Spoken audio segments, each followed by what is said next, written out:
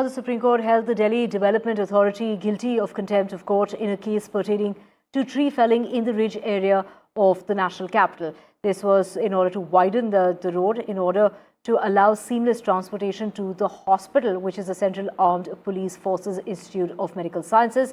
While categorizing the authorities' act in the scope of criminal contempt, the top court has asked the DDA to carry out compensatory afforestation. Nupur joining us from the outside the Supreme Court. Nupur, take us through the proceedings in court and the DDA authority that really has been pulled up by the Supreme Court.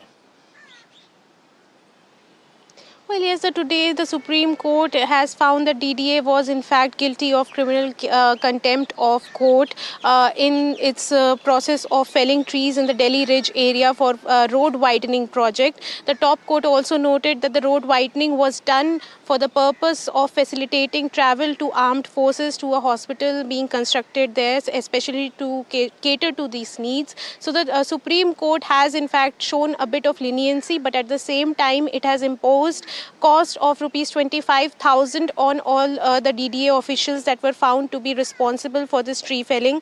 The Supreme Court has, however, let go of the former vice chairman Subhashish Panda and noted that he did not have a very active role at that time in the case. He is spared of any cost for now.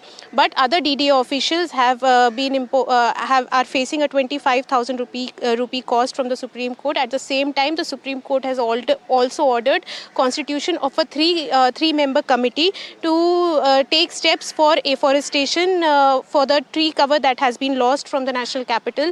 The Supreme Court also said that it will be monitoring the committee's report and will be periodically assessing the afforestation compensatory afforestation that will be carried out by the DDA.